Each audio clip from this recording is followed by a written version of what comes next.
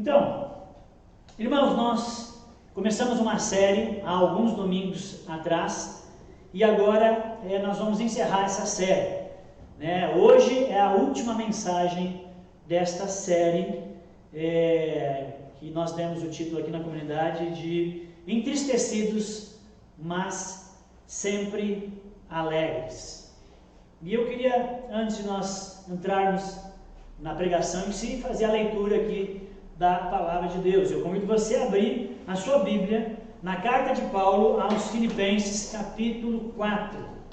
Carta de Paulo aos Filipenses, capítulo 4, nós vamos ler do versículo 2 ao versículo 9. Nós vamos ficar nesse texto dentro da mensagem de hoje. Filipenses 4, de 2 a 9. O tema da pregação de hoje é o mesmo da pregação passada. Essa aqui é só uma continuação. Então nós estamos falando aqui como que enfrentar o sofrimento e a dor. Como que o cristão ele pode enfrentar os períodos, os momentos de crise, os dias difíceis, o sofrimento e a dor na sua vida. Falamos um pouco sobre isso na pregação passada e hoje está a parte 2 e última, encerrando a série. Mas vamos à leitura. Filipenses capítulo 4, versículo 2. Rogo a Evódia e rogo a Síntique que pensem concordemente no Senhor. A ti, fiel companheiro de jugo, também peço que as auxilies, pois juntas se esforçaram comigo no Evangelho. Também com Clemente e com os demais cooperadores meus, cujos nomes se encontram no livro da vida. Alegrai-vos sempre no Senhor. Outra vez digo, alegrai-vos. Seja a vossa moderação conhecida de todos os homens. Perto está o Senhor. Não andeis ansiosos de coisa alguma. Em tudo, porém, sejam conhecidas diante de Deus as vossas petições, pela oração e pela súplica, com ações de graças. E a paz de Deus, que excede a todo entendimento, guardará o vosso coração e a vossa mente em Cristo Jesus. Finalmente, irmãos, tudo o que é verdadeiro, tudo o que é respeitável, tudo o que é justo, tudo que é puro, tudo que é amável, tudo que é de boa fama, se alguma virtude há e se algum louvor existe, seja isso que ocupe o vosso pensamento. O que também aprendestes e recebestes e ouvistes e vistes em mim, isso praticai, e o Deus da paz será convosco. Então, irmãos, nós encerramos aqui a 7ª mensagem e começamos na última pregação a tratar da parte mais prática de toda essa temática a respeito do enfrentamento da dor e do sofrimento. Começamos semana passada e agora hoje ainda queremos trazer mais algumas abordagens ou atitudes práticas que precisamos ter daquilo que começamos na última mensagem. Só que eu quero lembrar o que eu lembrei semana passada também. Lembre-se do que eu disse, a respeito dessas atitudes que nós vimos e vamos ver hoje. Essas atitudes no enfrentamento da dor e do sofrimento não são uma fórmula mágica. Eu estou passando por dias difíceis, por terríveis dificuldades, por muito sofrimento na minha vida, mas o pastor disse que se eu fizer isso, tudo melhor. Então eu estou dizendo aqui para você que são as atitudes que a Palavra de Deus nos propõe, e vemos sim resultados, mas elas não devem ser encaradas como fórmula mágica para o desaparecimento instantâneo de toda dor e sofrimento que nós possamos passar em nossas vidas, ou que talvez você esteja passando. Elas não são uma receita de bolo, se você colocar ali tantas gramas disso, tanto daquilo, e mexer, e tantos minutos no fogo, vai dar certo sempre. Não é assim que eu gostaria que você entendesse essas atitudes práticas que eu estou trazendo para você, que eu vejo na Palavra de Deus, para o enfrentamento do sofrimento e da dor, para os dias difíceis, ruins da nossa vida. Então nós vimos na pregação passada duas atitudes que nós precisamos lançar mão, praticar nos dias de sofrimento e dificuldade da nossa vida. Uma delas é o lamento, o choro. Você não tem que bancar o durão, negar a realidade. Quando as coisas estão difíceis, você fica dizendo, não, está tudo bem. Não. Tem espaço, sim, para o choro e para o lamento. Há um livro na Bíblia que chama-se Lamentações, há um profeta que só chorava, né? Há vários livros que nos ensinam, e muito ensino na palavra de Deus a respeito disso. Então tem lugar no seu momento de tristeza e de dor, o choro, o lamento. Quer saber mais? Vai ter que ver a pregação passada. Outra coisa que nós vimos é que você vai ter que confiar. Está difícil, está complicado a sua vida nesse momento, está passando por uma tribulação muito apertada, uma perda, uma morte, desemprego, uma angústia muito grande, a família vai mal, separação. Então você vai ter que confiar em Deus, meu irmão, porque se nessa hora você resolver que você vai ficar de beijo, você vai resolver que você vai dar as costas para Deus, então o negócio vai dar ruim. Você precisa confiar em Deus nesse momento difícil. Mas quer saber mais? No desenvolvimento desse argumento, está na pregação passada. Hoje nós vamos ver 3 atitudes ou práticas que a Bíblia então nos recomenda para ficarmos fortes nas dificuldades, em vez da gente desmoronar diante dos problemas da vida. As 2 que já vimos e mais 3 hoje, encerro aqui nessas 5 atitudes ou práticas para o enfrentamento da dor. Mas vamos ao texto que nós lemos de Filipenses. Esse texto então, que nós lemos aqui no início da pregação, foi escrito pelo apóstolo Paulo. Foi ele quem escreveu essa carta aos Filipenses. Timothy Keller, um autor que eu gosto muito, vocês já devem ter percebido, porque a gente fala muito dele ou do C.S. Lewis. São 2 autores bem referenciais e formativos na minha vida, na minha formação teológica, e em quem eu me baseei muito para fazer essa série. Timothy Keller diz que se nós fôssemos fazer uma lista dos sofredores mais famosos na Bíblia, certamente o apóstolo Paulo estaria entre eles. Certamente. Para você ter uma ideia, 6 vezes em suas cartas, e a metade do Novo Testamento são as cartas do apóstolo Paulo, 6 vezes em suas cartas, Paulo faz uma lista das suas angústias, faz uma lista das suas aflições, faz uma lista dos seus sofrimentos. Você vai encontrar isso em Romanos 8:35, 1 Coríntios 4, de 9 a 13, 2 Coríntios 4, de 8 a 9, 2 Coríntios 6, de 4 a 5, 11, de 23 a 39 e 12, 10. As 6 listas das angústias e sofrimentos de Paulo. Mas em especial quero pincelar um texto desses vários aqui que ele fala dos seus sofrimentos e angústias que ele passa. Eu quero ler aqui para você 2 Coríntios 1, 8 e 9. 2 Coríntios 1, 8 e 9. Olha só o que Paulo diz. Porque não queremos, irmãos, que ignoreis a natureza da tribulação que nos sobreveio na Ásia. Porquanto foi acima das nossas forças, a ponto de desesperarmos, até da própria vida. Contudo, não confiemos em nós, e sim no Deus que ressuscita os mortos. Olha só, Paulo está escrevendo uma carta para os irmãos, uma determinada igreja, e ele está falando de experiências de sofrimento e dor e barra pesada que ele passou, que foi tão forte, mas tão forte que ele disse que foi acima das forças, que não dava para suportar, de tão intenso que estava sendo as trevas, o terror e a dificuldade na sua vida, ao ponto de desesperar. Então aqui uma pincelada a respeito do apóstolo Paulo, que segundo Timothy Keller estaria aí na lista dos mais sofredores da Bíblia. Agora, como que Paulo enfrentou todas essas dores de naufragar? Ele foi espancado com 39 chibatadas daquelas romanas, daquelas que você viu no filme Paixão de Cristo, 5 vezes. 39 chibatadas, 5 vezes ele foi espancado. Ele foi perseguido por judeus, perseguido por gentios, abandonado até pelos irmãos da igreja. Ele passou fome, ele passou frio, ele passou muitas dificuldades. Como que Paulo enfrentou todas essas dores e sofrimentos, irmãos?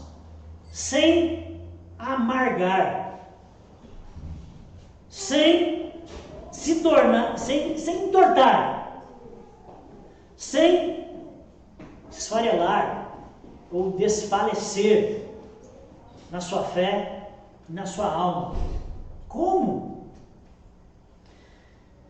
Eu percebo, nesse texto que nós lemos, de Filipenses 4, do 2 ao 9, eu percebo nesse texto um certo resumo sobre algumas atitudes que o apóstolo Paulo usou e que ele nos recomenda para enfrentarmos as dificuldades, os dias ruins, o sofrimento e a dor. Mas antes de nós vermos quais são essas atitudes que eu vejo Paulo falando nesse texto, eu preciso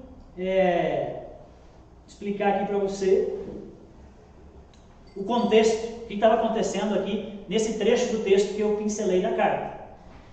Então, Paulo está falando ali de uns problemas que estavam acontecendo na igreja de Filipos.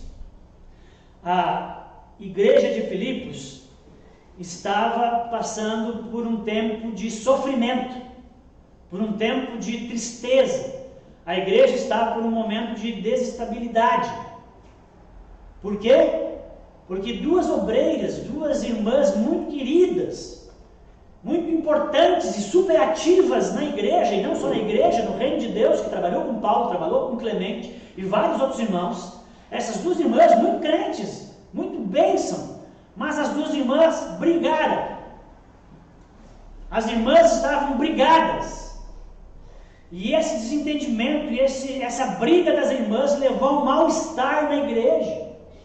A igreja entrou num período de angústia e de sofrimento, por isso que Paulo vai falar para eles: alegrai-vos. E aí Paulo então vai dar algumas dicas, ele fala com os irmãos, ou alguém cola nas irmãs, alguém chega nas irmãs e chama elas para elas pensarem em alguma coisa, ajuda aí. Mas Paulo vai falar agora algumas coisas de como lidar com esse sofrimento que a igreja estava tendo, com essa angústia, com esse desequilíbrio, com esse momento difícil. Como lidar?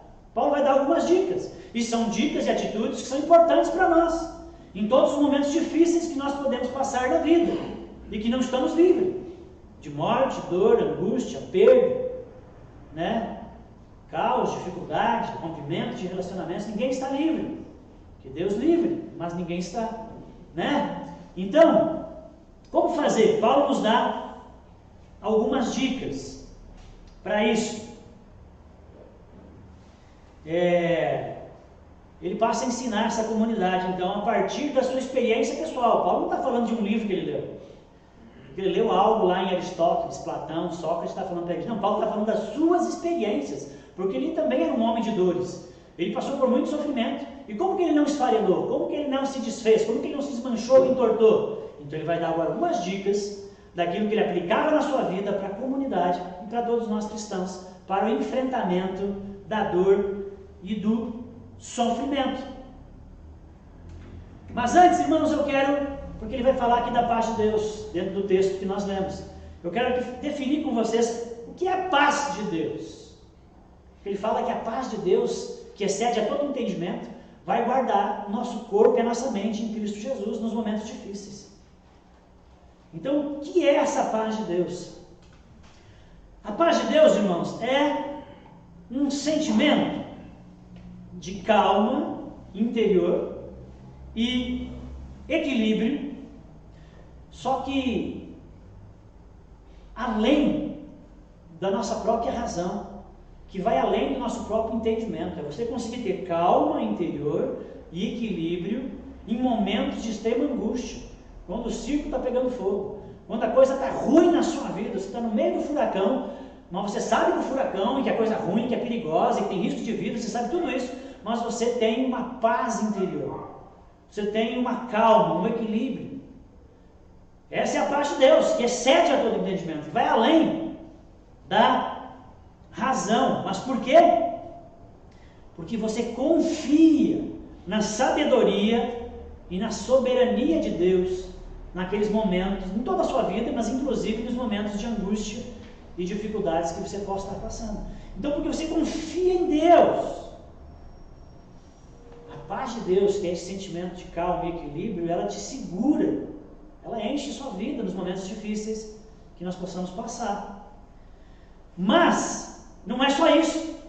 Essa paz, ela tem uma marca. Ela é marcada pela presença, não pela ausência. Explico. Essa paz não é ausência de medo. Não é porque você tem paz, tranquilidade, equilíbrio, que vem de você confiar em Deus, que então você não terá nenhum medo. Essa paz não é ausência de medo. Essa paz de Deus não é ausência de incertezas, dores, ou até mesmo de tribulação. Mas é a certeza de que mesmo havendo todas essas coisas, você está seguro em Deus. Você está guardado por Ele. O versículo 7 diz que essa paz guardará o nosso coração e os nossos pensamentos. Guardar, essa palavra guardar, no original, significa guarnecer ou fortalecer totalmente uma cidade contra as invasões. Ao ponto de deixar essa cidade absolutamente segura. Então, essa paz de Deus, ela vai guardar o nosso coração e a nossa mente. Mas guardar nesse sentido, ela vai nos guarnecer, nos fortalecer contra toda e qualquer invasão, prejuízo, de modo que a gente se sinta totalmente seguro. Então, é marcado pela presença de Deus. É um sentimento que tem a marca da presença de Deus, que te leva a essa confiança e esse equilíbrio. É a certeza, irmãos, de que mais são aqueles que estão conosco do que aqueles que estão com eles. Como disse o profeta Eliseu ao seu servo Geazi, quando ele olhou do lado de fora da casa e tinha um exército de inimigos, e o profeta disse para ele: não, você está vendo só os inimigos, olha de novo. E aí ele vê então um exército poderoso de anjos, maior do que estão com nós. Amém? Essa é a paz de Deus. Timothy Keller diz: a paz cristã não começa com a expulsão dos pensamentos negativos, para então você ter equilíbrio, paz. Não, a paz cristã não começa com a expulsão dos pensamentos negativos. Isso seria apenas uma tentativa de nos acalmarmos, recusando-nos a admitir os fatos, mais ou menos como negar a realidade. Mas essa paz então seria, se você for por esse viés, essa paz seria apenas passageira. A paz cristã não começa dessa forma.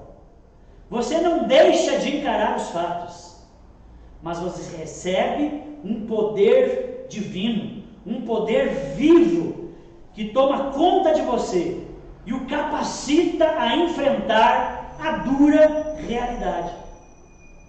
É algo que te levanta e te ajuda a atravessar o sofrimento. Amém? Amém. Irmãos, essa é a paz bíblica. É equilíbrio e calma interior, mas também certeza da presença de Deus contigo e de sua proteção. Você saber que você está absolutamente guardado. Paulo fala de 3 atitudes que nós devemos ter ou praticar para vencer a dor e o sofrimento. E então ter o coração guardado com a paz de Deus durante a caminhada, durante o trajeto, durante esses dias ruins. Quais são essas 3 atitudes que o apóstolo Paulo nos recomenda? Primeiro, irmãos, no enfrentamento do sofrimento, a Bíblia nos recomenda a atitude de orar. Básico. Amém? Amém. Mas no sofrimento, na dor, a Bíblia nos recomenda a atitude de orar. Filipenses 4:6. Não andeis ansiosos, não andeis preocupados, agitados, de coisa alguma.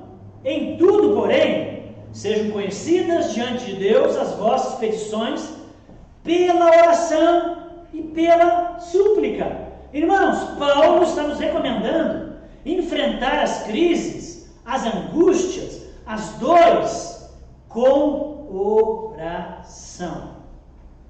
Está doendo? Está ruim? Está mal? Peça socorro. Peça socorro a Deus. Peça a Deus força. Peça a Deus direção nesse momento de confusão. Peça a Deus ânimo, alegria, mesmo diante das coisas difíceis. Ore sem cessar, a palavra de Deus diz, irmãos.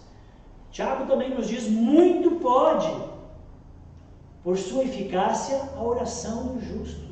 Creia, a oração não é pouca coisa. Amém? No sofrimento e na dor, ore.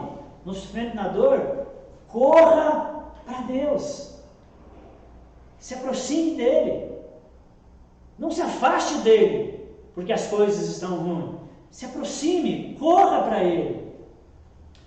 A história de Jó, com certeza, das narrativas e histórias bíblicas, é a mais completa, é a mais realista e mais sincera sobre o tema do sofrimento e da dor. Se você conhece a história, você vai concordar comigo. Das histórias bíblicas é a mais. O que aconteceu com Jó? Jó perdeu tudo do dia para a noite. Forte. Jó perdeu tudo do dia para a noite. A história começa com Satanás acusando Jó diante de Deus, acusando Jó de ser um homem justo e temente a Deus, só porque tudo ia bem, só porque Deus dava todas as coisas para ele. E então Satanás estava acusando Jó de ser um mercenário, estava acusando Jó diante de Deus de Jó ser um aproveitador, alguém que só está com Deus pelos seus benefícios. Deus sabe que isso não é verdade. Deus sabe que Jó realmente amava ele. Mas Deus permite o sofrimento na vida de Jó, para provar o amor de Jó, para aprimorar esse amor de Jó, para que esse amor de Jó fosse ainda mais excelente. Deus permite então na vida de Jó o sofrimento, e com a permissão de Deus, então Jó perde tudo, perde todos os seus bens, perde sua casa, perde seus filhos, morrem todos, perde a sua dignidade. Jó, se você ler o livro, você vai ver que Jó está acabado. Jó está destruído pela dor e pelo sofrimento. Jó está arrasado. E você vai perceber na leitura da sua história que ele, de certa maneira, ele culpa Deus pela calamidade. Bem, tudo ia bem, de repente tudo está mal, ele começa a culpar Deus, porque ele não acha aquilo justo.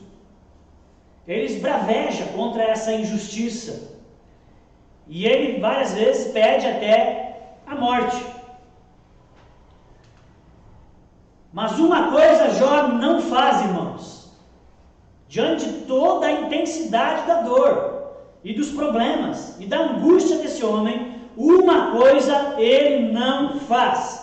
Em momento nenhum, ele se afasta de Deus. Jó nunca deixou de orar, mesmo sofrendo terrivelmente. É verdade que ele murmurou, é verdade que ele reclamou, mas nós percebemos que ele reclamou e ele murmurou para Deus. Está registrada as suas orações de lamento e de reclamação. Não interessava a intensidade da sua angústia e aflição. Ele continuava falando com Deus. E no final do livro você vai ver que Deus anuncia que Jó então venceu, que Jó prevaleceu.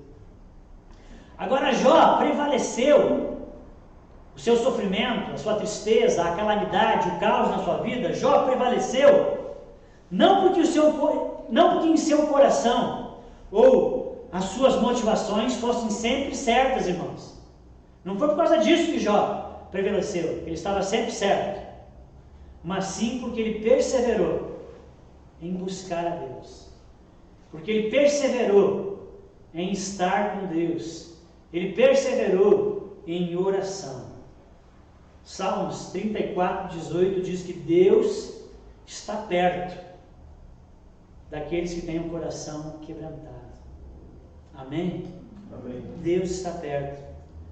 E isso está registrado na palavra de Deus, na vida de Jó, na palavra de Deus, em vários salmos, em outros exemplos, para que eu e você possamos ter certeza de que mesmo quando nós não sentimos a presença de Deus em nossas vidas, em alguns momentos difíceis, mesmo nas horas mais sombrias, mais áridas, Ele continua ao nosso lado.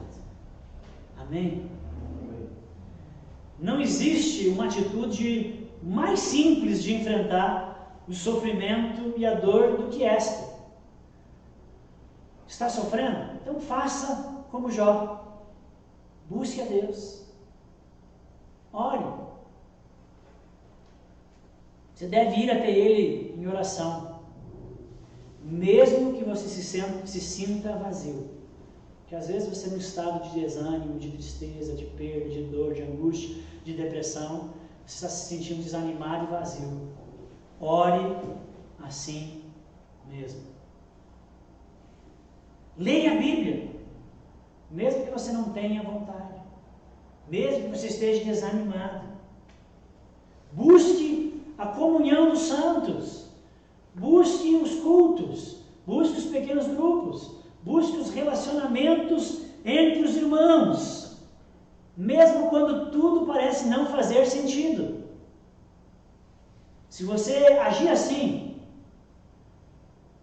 você vai, em algum momento, voltar a sentir o ânimo e a presença de Deus novamente. Sabe por quê? Porque no Evangelho de João, capítulo 1, versículo 5, diz que as trevas não prevalecem diante da luz. É um período de trevas, de sofrimento, dor que você está passando, está desanimado, está sem vontade, perdeu o significado. Não deixe de orar, não deixe de se aproximar de Deus, não deixe de ler sua palavra, não deixe de vir os cultos, porque as trevas não prevalecem diante da luz. Amém? Amém. Você precisa confiar na palavra de Deus e que isso é verdadeiro. Então pratique, você verá. Orar ou falar com Deus é uma das atitudes eficazes recomendadas pelas Escrituras para nós enfrentarmos o sofrimento e a dor. Irmãos, mas também existe um tipo de oração igualmente recomendada pelas Escrituras, pela Bíblia, onde nós não falamos com Deus, você sabia? Sim, existe um tipo de oração que nós não falamos com Deus, mas que também é recomendada para que a gente faça nos momentos de sofrimento, de angústia e dor. Nós não falamos com Deus, mas nós falamos a nós mesmos. Salmo 42, 5 é um exemplo. O salmista está triste, o salmista está angustiado, as coisas não estão bem na sua vida. E ele então começa a conversar consigo. Ele diz: por que está abatida? Por que está triste? Por que está desanimada? Ó minha alma, por que está tão triste? Espera em Deus, ainda voltarei a louvá-lo, meu Salvador e meu Deus. Derramar a sua alma diante de Deus em oração, conversando com Deus, também significa você entrar em contato com seus próprios sentimentos. Significa examinar, enquanto você ora e se derrama diante de Deus e o busca com sinceridade, você vai examinar os seus desejos, você vai examinar as suas dúvidas, você vai olhar para os seus medos, para as suas esperanças. Não se trata de um mero autoexame feito isolado, mas é algo que nós fazemos em oração, é algo que nós fazemos diante de Deus, em reflexão. É quando nós conversamos com o nosso coração.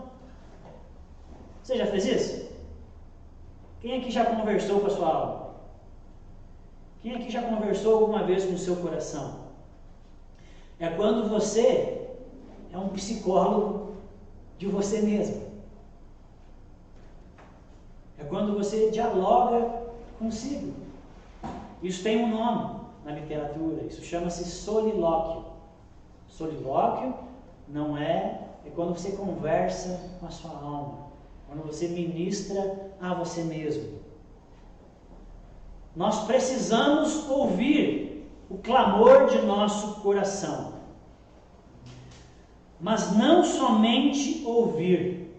Aqui que está o ponto, porque que é importante também falar a nossa alma, ao nosso coração, no momento do sofrimento e da dor. Nós temos que ouvir o clamor do nosso coração, mas não somente ouvir. Nós temos que desafiar, irmãos. Nós temos que desafiar o nosso coração naquilo que ele estiver errado.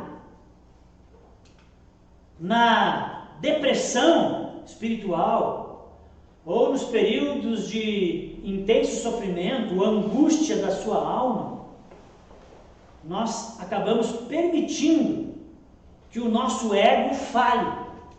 Nós permitimos que o nosso coração muitas vezes grite com a gente, ao invés de nós falarmos ao nosso ego. O nosso ego, o nosso coração fala com a gente. Isso é o normal. Mas a palavra de Deus diz que nós deveríamos estar falando com ele, não só ouvindo. Lloyd Jones, que está aí no seu rosto, certa vez disse: muito de nossa infelicidade acontece porque nós ouvimos a nós mesmos, ao invés de falar a nós mesmos. E é verdade. Sua cabeça já está a mil, fervilhando, tristeza rolando, angústia, pensamentos negativos, e você vai ouvindo, você vai aceitando. Lloyd Jones diz que muita da nossa infelicidade é porque nós estamos só ouvindo o nosso ego, ao invés de falar a ele, como a palavra de Deus também nos recomenda. Diga, ego! Ou eu poderia falar comigo mesmo, no momento de sofrimento e dor: Marcelo, presta atenção nisso que eu vou falar contigo. Psicólogo, né? Estou falando comigo mesmo. Presta atenção, Marcelo, no que eu vou falar contigo, a respeito desses pensamentos confusos, dessas ideias e tudo isso que está enchendo seu coração e sua mente.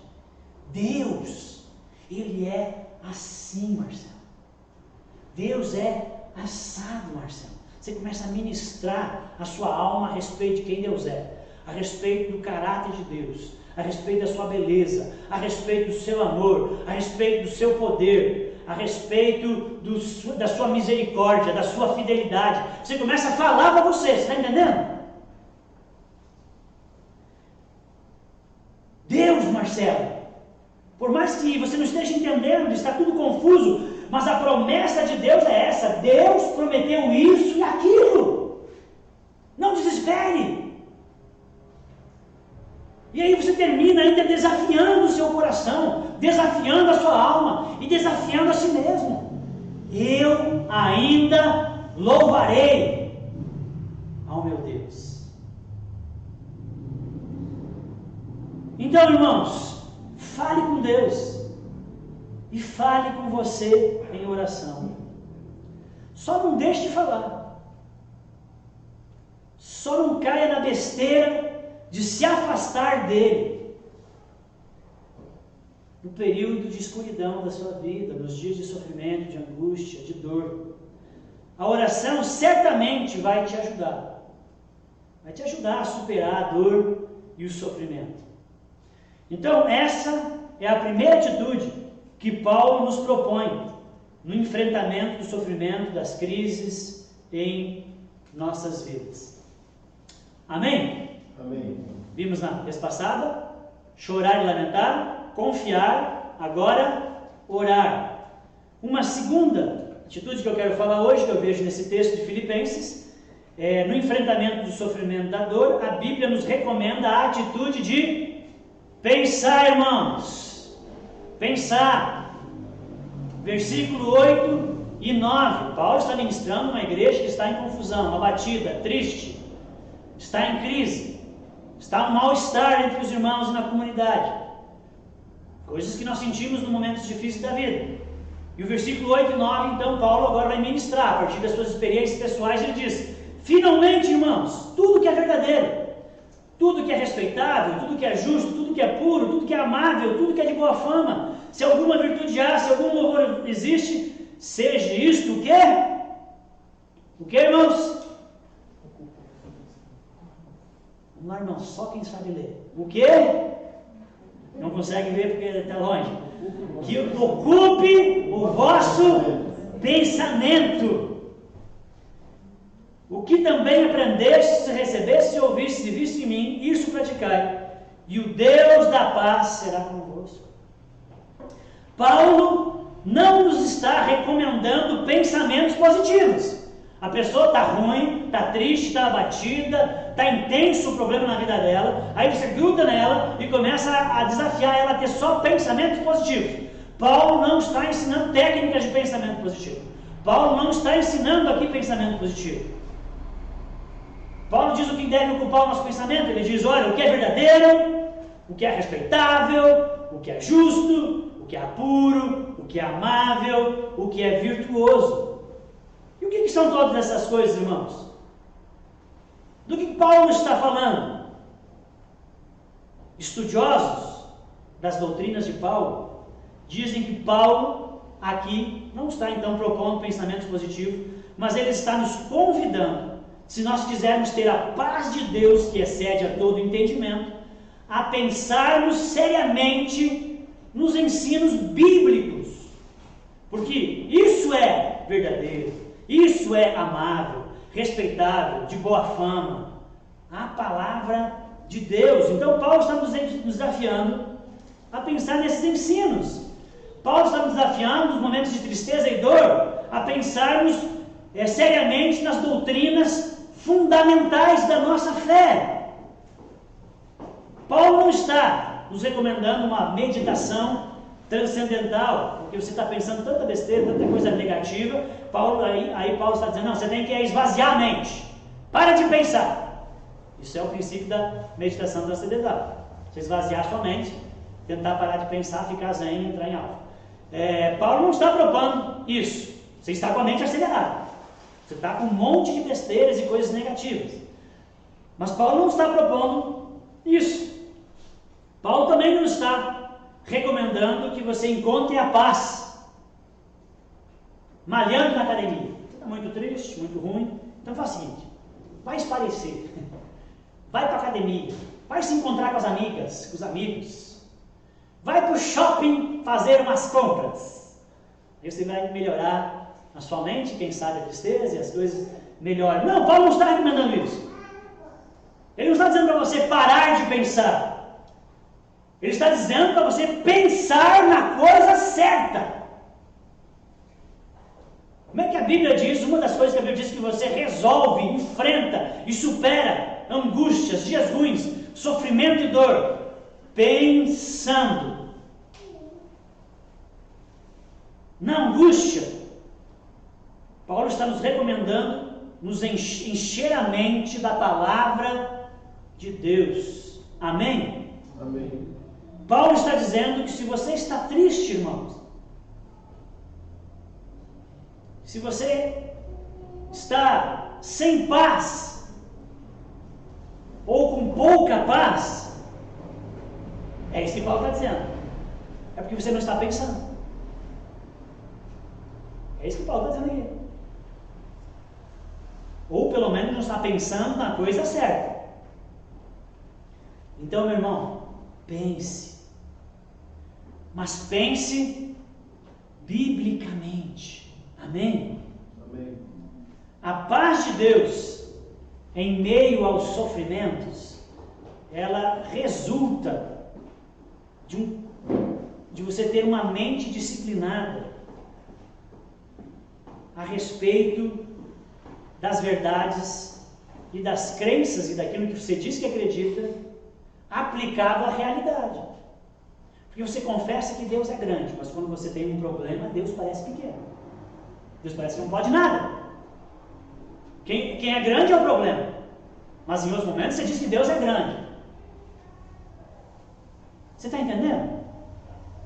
Você tem que aplicar essas verdades e essas doutrinas, encher a sua mente e trazer elas para a realidade dura, para o enfrentamento dos problemas.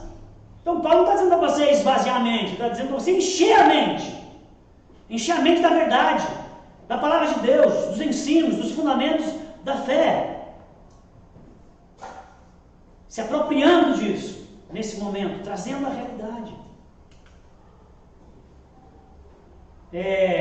Jonathan Edwards, um grande teólogo do século XVII, num discurso sobre felicidade, ele disse isso aqui: as coisas ruins cooperam para o nosso bem. Romanos 8, 28, amém? Coisas ruins estão acontecendo na sua vida, você não vai negar a realidade. Não é tão ruim, não é ruim, irmão. Perdeu o emprego e você está agora sem poder pagar as contas, os boletos estão enchendo, a prateleira está vazia. Isso é ruim, você não vai dizer, ai não é nada, Deus culpa. Não, é ruim. Amém? Perdeu um familiar para o Covid ou qualquer outra doença, separação, qualquer uma notícia, um câncer, são coisas terríveis. Ninguém está livre, são ruins. As coisas ruins cooperam para o nosso bem. Guarde isso. Isso precisa ser informação. Isso precisa ser munição na sua mente.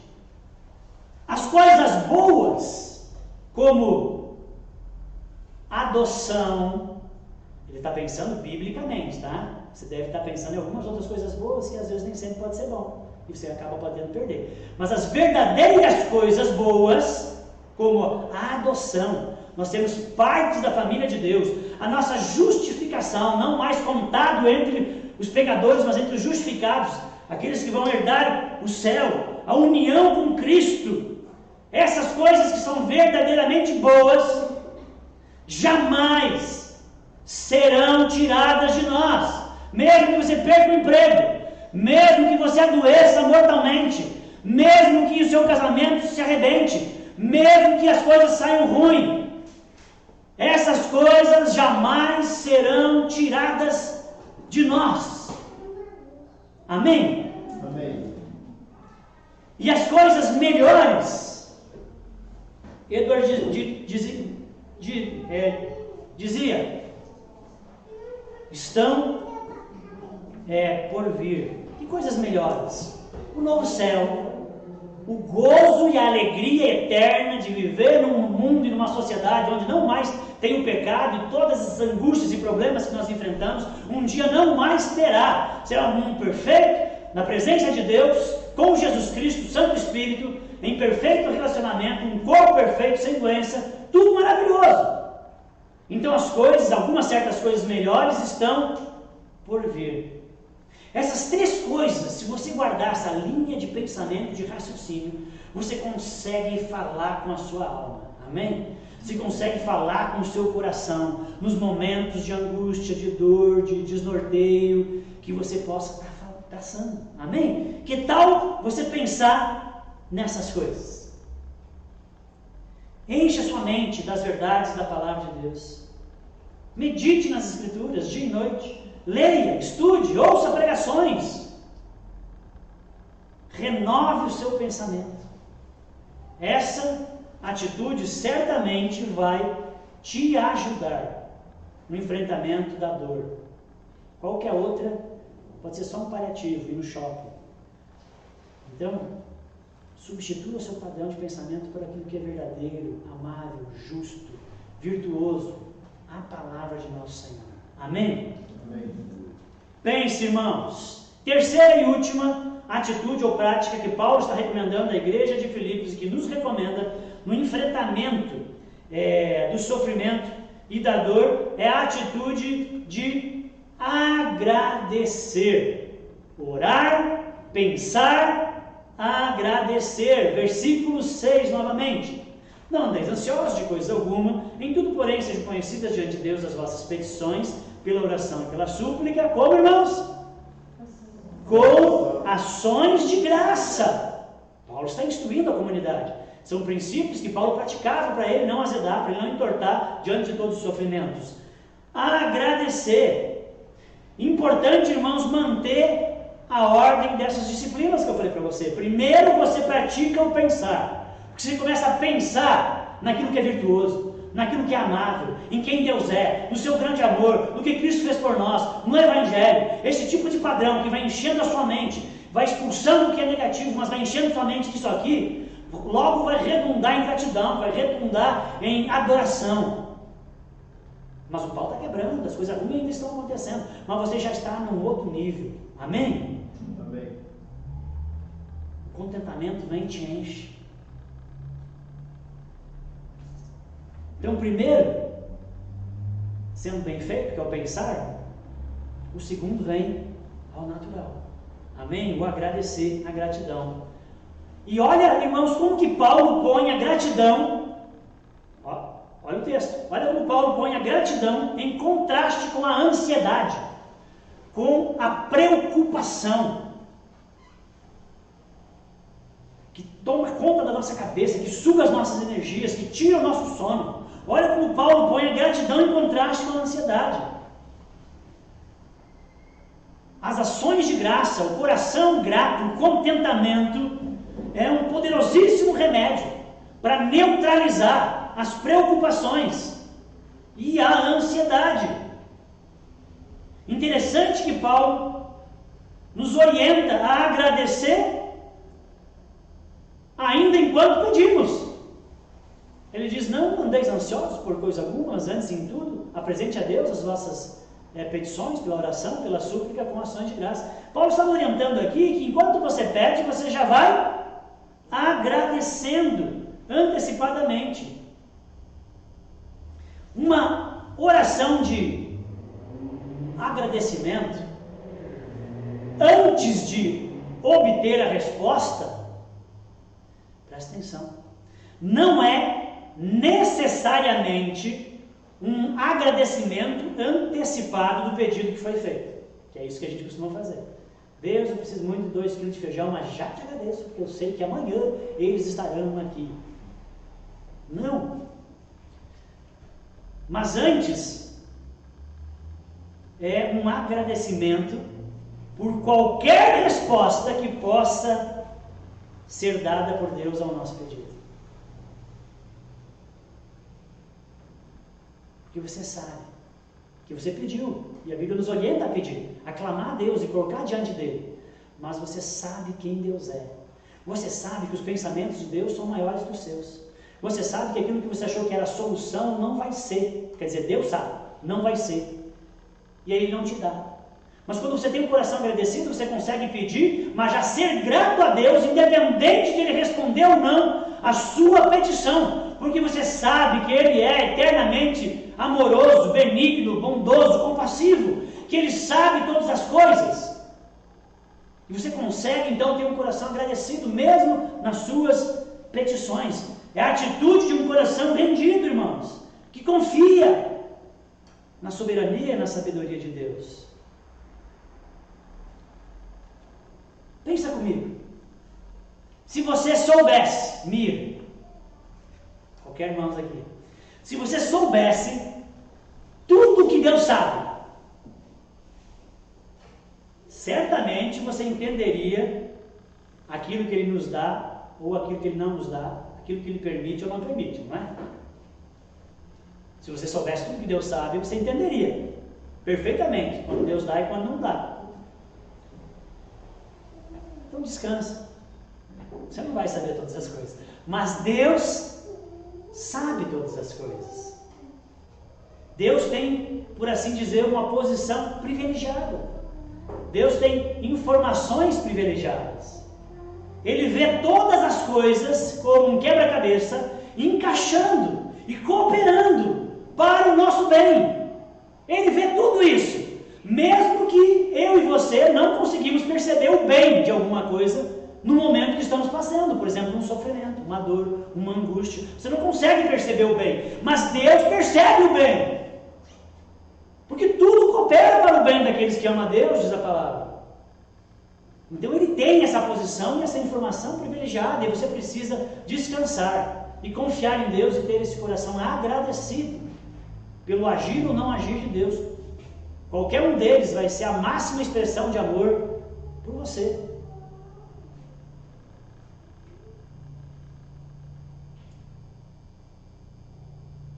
Não deixe, irmãos, que a falta dirija a sua vida. Não deixe que a falta determine a sua filosofia de vida. Como que você toma decisões, como que você faz escolhas, como que você traça direções na vida. Não deixe que a falta determine a sua maneira de viver. Irmãos, você já vai entender isso que eu estou falando. Na essência da ingratidão está a falta. Por exemplo, aquilo que te falta é o que determina a tua felicidade.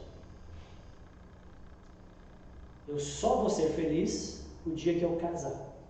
Então você ainda não tem um esposo, você ainda não tem uma esposa.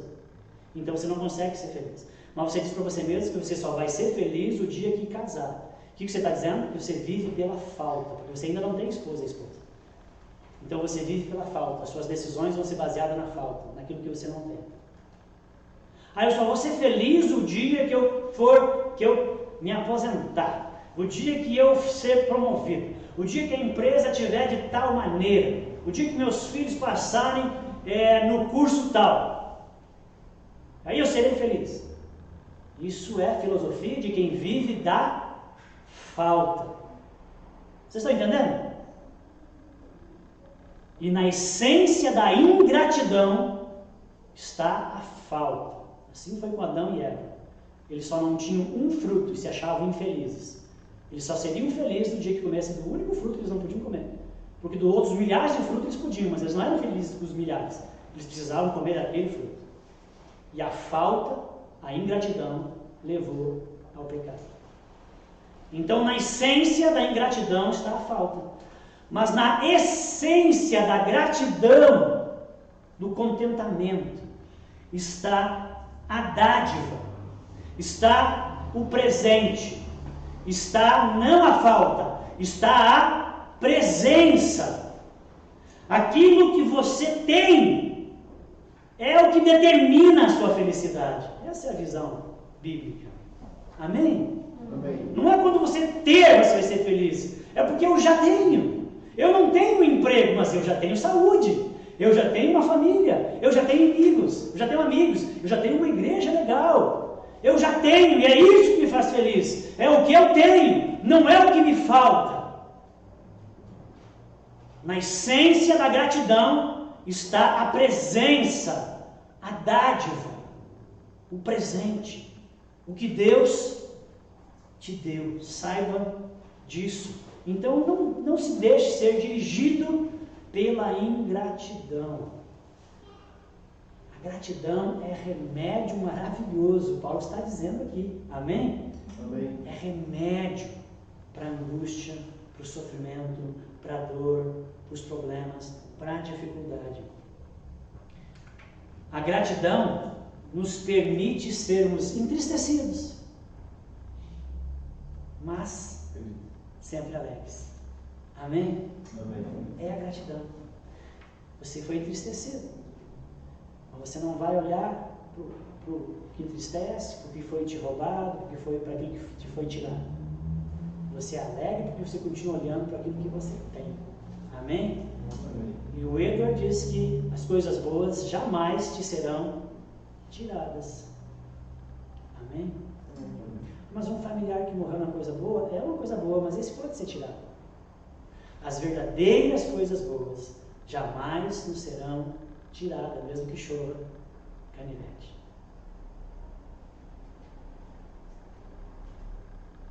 A gratidão é um poderoso remédio então, irmãos. Não esqueça disso. Amém? Vimos hoje aqui mais 3 atitudes recomendadas pela Palavra de Deus para usarmos, a fim de mantermos uma boa comunhão com Deus e ficarmos firmes e fortes nas dificuldades e nos dias ruins, ao invés de desfalecermos. Quais são as 5? Me ajuda aí. Primeiro, chorar e lamentar. Segundo, confiar. Terceiro, que entra nas de hoje, orar. Quarto, pensar. Quinto, agradecer. Tem outras atitudes? Tem. Mas a gente encerra aqui essa série. Essas 5, não é receita de bolo, mas a prática de várias delas, com certeza vai te fortalecer e te abençoar diante da angústia, dos sofrimentos, das dificuldades.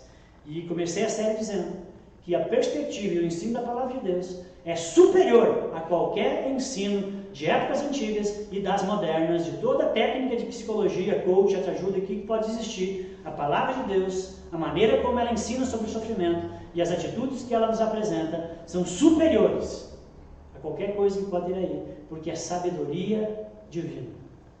Amém? Não que as outras não tenham o seu valor, tá? Mas pratique essas coisas. Vamos orar? Queria que você se colocasse diante de Deus, para nós termos esse tempo aqui de oração a respeito de tudo que você ouviu e principalmente o que você ouviu hoje. Pai Santo, nós não fazemos planos, nós nem gostaríamos de sofrer, de passar por momentos difíceis, de angústia, e há inúmeras maneiras disso acontecer nas nossas vidas. Pedimos a Ti, sim, Deus, que nós possamos glorificar o Senhor nos dias difíceis, na angústia e na dor. Que possamos, Deus, realmente ser um testemunho, Deus, ao mundo, de como o Senhor atravessarmos, Deus, um bom exemplo. Ajuda-nos a lançarmos mão de todas essas informações, desse preparo, Deus, e dessas práticas nas nossas vidas, se estivermos passando. Socorre os irmãos que estão angustiados, atribulados, tristes, tiveram perdas, que estão ruins. Socorre os nossos irmãos. Abençoe suas vidas, abençoe seus lares, sua saúde, seu trabalho. Em nome de Jesus. Em Tuas mãos estamos, Senhor. O objetivo era aprendermos mais sobre esse tema super importante. E que essas verdades, Deus, possam permanecer firmes no coração de cada um dos meus irmãos. Em nome de Jesus. E com a graça do Senhor, Deus, a ação do Teu Espírito, Deus, possamos superar todos os momentos difíceis que sobrevierem na nossa vida, para a glória do Teu nome. Amém e amém. Amém.